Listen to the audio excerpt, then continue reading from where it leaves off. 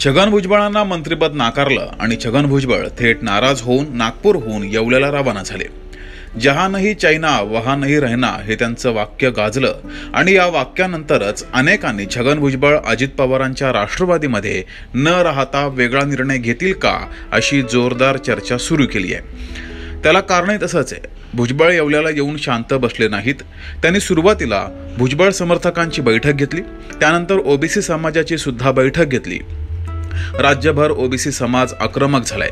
छगन भुजबळांना मंत्रिपद मिळावं यासाठी ओबीसी समाजाकडून रास्ता रोको सुद्धा केला गेलाय। पण भुजबळांना मंत्रिपद मिळालं नाहीच तर छगन भुजबळ शरद पवार यांच्याकडे परत जाणार की उद्धव ठाकरे यांच्या शिवसेनेमध्ये? भुजबळांच्या मूळ पक्षात ज्या पक्षातून छगन भुजबळ यांची राजकीय सुरुवात झाली त्या ठाकरेंच्या शिवसेनेत जाणार की अन्य कुठला निर्णय घेणार? चला समजून घेऊयात। छगन भुजबळ असं व्यक्तिमत्व आहे ज्यांना तुम्ही हेट करू शकता, लाईक करू शकता, पण इग्नोर करू शकत नाही। 15 ऑक्टोबर 1947 मध्ये त्यांचा जन्म झाला। छगन भुजबळांनी मेकॅनिकल इंजिनिअरिंगची पदविका शिक्षण घेतलं। सुरुवातीला शेती आणि शेतीवर आधारित भुजबळ व्यवसाय करत होते, पण भुजबळांना सुरुवातीपासूनच सामाजिक आणि राजकीय क्षेत्रामध्ये रस होता। 1973 मध्ये भुजबळ मुंबईमध्ये महानगरपालिकेवर नगरसेवक म्हणून निवडून गेले। 73 ते 84 11 वर्ष मुंबई पालिकेमध्ये विरोधी पक्षनेता म्हणून त्यांनी काम केलं। 1985 मध्ये महापौर बनले। 91 मध्ये दुसऱ्यांदा महापौर झाले। त्याच वर्षी छगन भुजबळांनी बाळासाहेब ठाकरे यांची साथ सोडून काँग्रेसमध्ये प्रवेश केला। त्यानंतर छगन भुजबळ आणि शरद पवार यांच्यात नातं निर्माण झालं। शरद पवारांचे ते विश्वासू बनले। आमदार ते उपमुख्यमंत्री असा त्यांचा राजकीय यशस्वी प्रवास झाला। पण भुजबळांच्या आयुष्यामध्ये महाराष्ट्र सदन घोटाळ्याचा आरोप आला आणि भुजबळांना अटक झाली। इथून भुजबळांच्या आयुष्यात चढ उतार सुरू झाले। भुजबळांची जामिनावर सुटका झाली।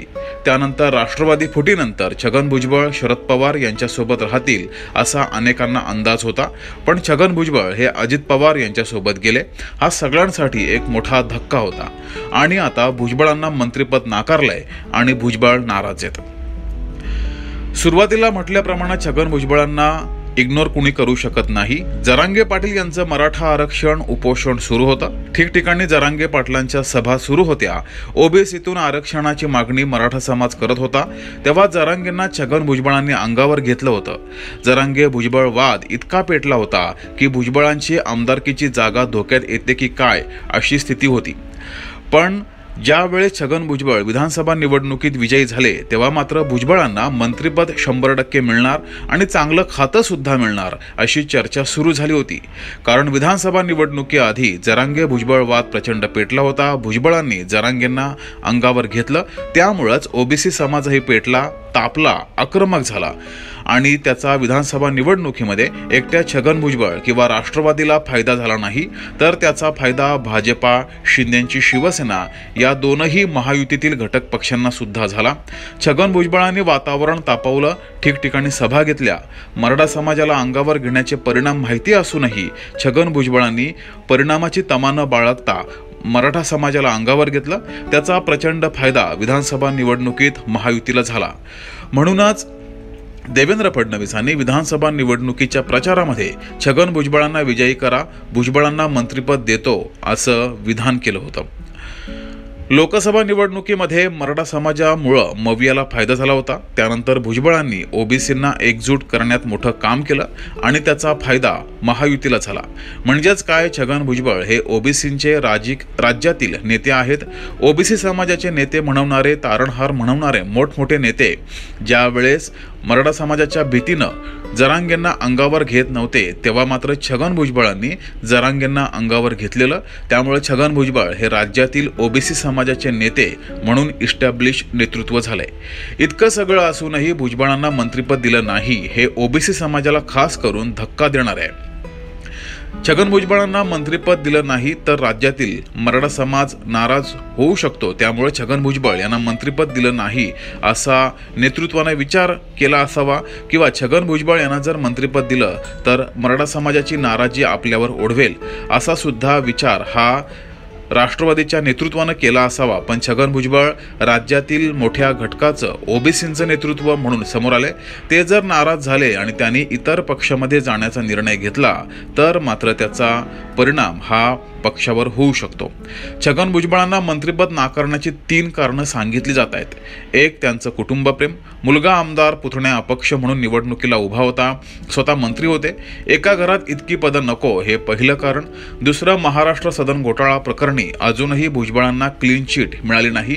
यावर विरोधक भाजपाला घेरू शकतात आणि भाजपानं आधीच क्लीन चेहरे आपल्या मंत्रिमंडळामध्ये असतील असं भाष्य केलंय. म्हणून हे दुसरं कारण. आणि तिसरं कारण, मराठा समाजाला भुजबळांनी अंगावर घेतलं होतं. मराठा समाज नाराज नको व्हायला म्हणून भुजबळांना मंत्रिपदापासून दूर ठेवलं असावं. पण मुख्य मुद्दा आहे, छगन भुजबळ साधी आसामी नाही आहे. राजकारणातील मोठं नाव आहे. राजकारणाचा इतक्या वर्षांचा अनुभव आहे. अभ्यासू राजकारणी आहेत. ओबीसी समाजाचा चेहरा बनलेत.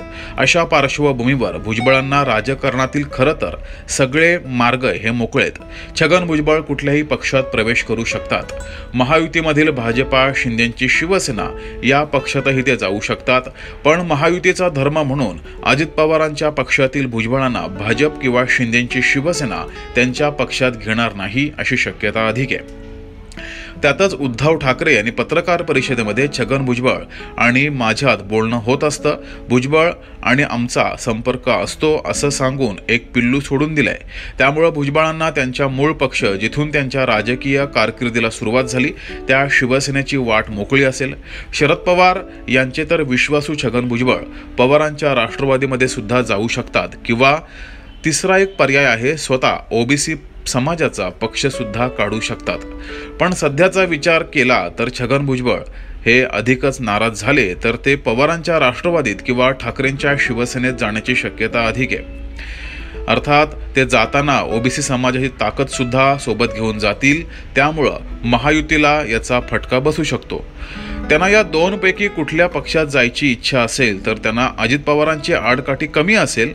मात्र महाराष्ट्र सदन घोटाळा जाऊन देईल का, ती आडकाठी ही अधिक असेल. कारण छगन भुजबळांनी महायुतीची साथ सोडल्यास त्यांची महाराष्ट्र सदनाची फाईल परत ओपन होईल. कारण छगन भुजबळ हे राजकारणातील मोठं नाव आहे. त्यांचा मोठा अनुभव सुद्धा आहे आणि त्यांच्या जाण्यानं महायुतीचं नुकसान होणार असेल तर महायुती स्वतःचं नुकसान करून घेणार नाही, हे मात्र नक्की.